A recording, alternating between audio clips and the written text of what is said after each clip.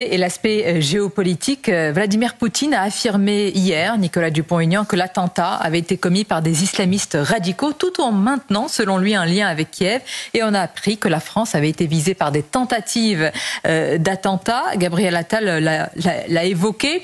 Est-ce que vous estimez aujourd'hui, puisqu'il y a eu un relèvement du plan Vigipirate, que la menace est prise au sérieux et que nous sommes suffisamment protégés, même s'il n'y a pas malheureusement de risque zéro nulle part? Vous savez, on a des services de police, de renseignement exceptionnels. Je leur fais confiance. Dans un moment grave, je pense qu'il faut se rassembler, pas faire de polémique. Je regrette que des mesures contre l'islamisme n'aient pas été prises, toujours pas prises. Et je regrette qu'on se trompe de conflit. Et je demande une nouvelle fois qu'on arrête la propagande folle contre la Russie. Le conflit entre la Russie et l'Ukraine est un conflit local, ancestral, tragique, fratricide entre deux peuples frères qui ont vécu ensemble 400 ans, et j'estime que la France commet un contresens géopolitique, historique, à mettre de l'huile sur le feu. Il devrait être proposition de paix. Le vrai défi, c'est l'islamisme qui gagne l'Afrique, qui gagne le Moyen-Orient. C'est pas la Russie. Pour vous, c'est pas la guerre en Ukraine, c'est pas Vladimir Poutine, c'est la menace islamiste. Mais bien évidemment. D'ailleurs, s'il n'y avait pas eu Vladimir Poutine contre Daesh en Syrie, qu'est-ce qu'on aurait fait?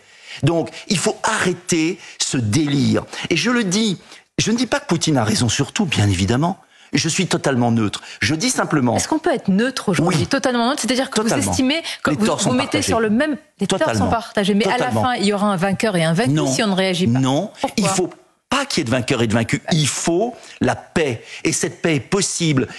Elle a été négociée à Istanbul en décembre 2022. Qui a refusé? Ce sont les Américains et les Anglais. Jacques Chirac, Dominique de Villepin avaient proposé que l'Ukraine soit une zone démilitarisée, neutre, que l'OTAN n'avance pas.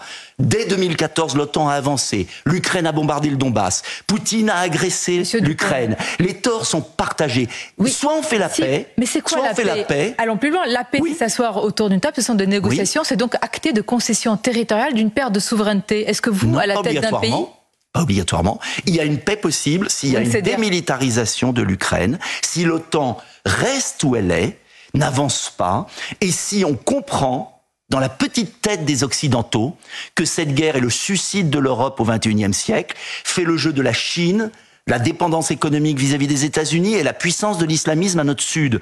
Si on ne comprend pas qu'il y a des priorités et des choix à faire, eh bien, l'Europe sortira de l'histoire. Vous dites si l'Europe est en train de sortir de l'histoire par un conflit absurde. Mais vous dites si l'OTAN n'avance pas. Oui, l'OTAN doit s'arrêter. Bien. Et quelle garantie vous avez que Poutine n'avance pas? Mais Poutine est incapable d'avancer physiquement. Il n'y a pas d'impérialisme, il n'y a pas d'expansionnisme belliqueux. Vous pouvez garantir ce matin qu'il n'irait pas plus loin, Pologne, Pays-Bas? Pas pour une raison de volonté. Il en a peut-être envie. Mais pour une raison de force, il n'arrive même pas à conquérir le Donbass. Et vous croyez que face aux forces de l'OTAN gigantesques, il va agresser la Pologne? C'est une propagande folle. C'est une absurdité. Vous savez, si les États-Unis voyaient arriver au Mexique des bases chinoises, des missiles chinois, je crois qu'ils réagiraient. Si la France voyait à Monaco ou en Wallonie des bases chinoises et russes avec des missiles pointés sur Paris, je crois qu'on réagirait. Donc il y a un moment, il faut qu'on arrête ce conflit fratricide entre Slaves, entre chrétiens. Il faut qu'on voit les vraies menaces. Et je suis stupéfait de l'absence de vision historique de nos dirigeants. Ça me fait de la peine pour l'Europe. Certains pourraient vous dire à partir de quel pays envahi il faut intervenir.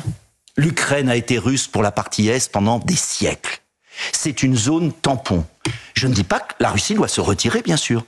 Mais il y a une possibilité, les deux parties sont épuisées.